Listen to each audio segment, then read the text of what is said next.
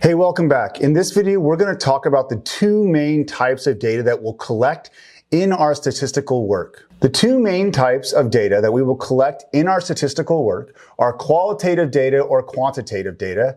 Qualitative data is data that categorizes or describes the attributes of a population that we're studying using, generally speaking, words or letters. It can use numbers, but it rarely does.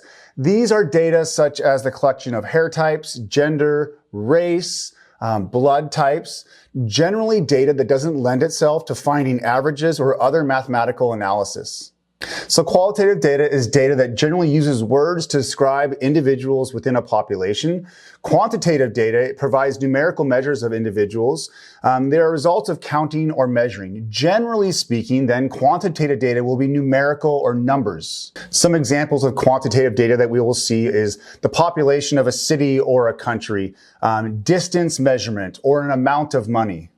One important note to move on is that if you have numerical data that has numbers in it, it's not necessarily quantitative. It has to be the result of measuring something. An example would be if you were doing an analysis based on zip codes. Zip codes are not quantitative data because they describe these different regions within these counties. And obviously, zip codes themselves don't lend themselves to finding the average. You wouldn't take 3 zip codes, find the average, and getting anything useful from that.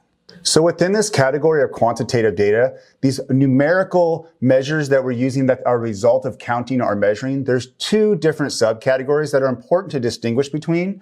First, we have discrete. These are the result of counting with whole numbers. So discrete quantitative data would be something that you couldn't talk about the fractional piece, like half of something. So for instance, if we were measuring how many students there were in a classroom, we would have discrete data that would only have whole number measures.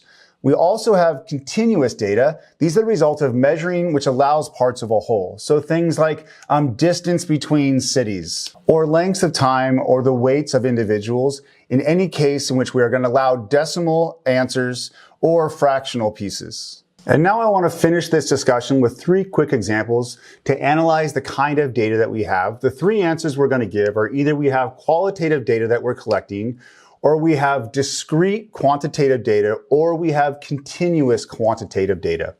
In this first example here, we're in a study collecting body temperatures. The second study is a study collecting religious preference. And the third example is a study collecting the number of employees fired in a week.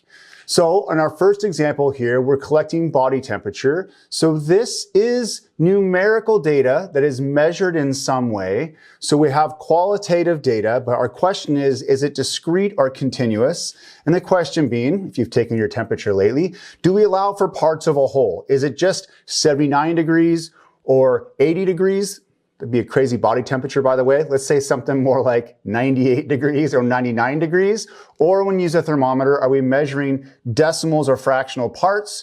And we do have decimal parts. So in this case right here, by the way, like 98.6, I think, is a very common body temperature. So we allow those decimals. So we would say this is a continuous quantitative data. In our second example, where we're collecting religious preference, so the answers we're going to get are like Islam, Judaism, Christianity, and other religions. These are not numerical data points, so they wouldn't be measures of counting or measuring. These categorize or describes the attributes of the population. So in example 2 here, we have a study that is collecting qualitative data. And in our third and final example, we're doing a study collecting the number of employees fired in a week. This is a number. We're measuring or counting this, so this is quantitative data. And in this case, so our numbers, or our measure that we have, would be discrete because we're not going to allow fractional or decimal parts of an employee fired. And so in this case right here, we have discrete quantitative data.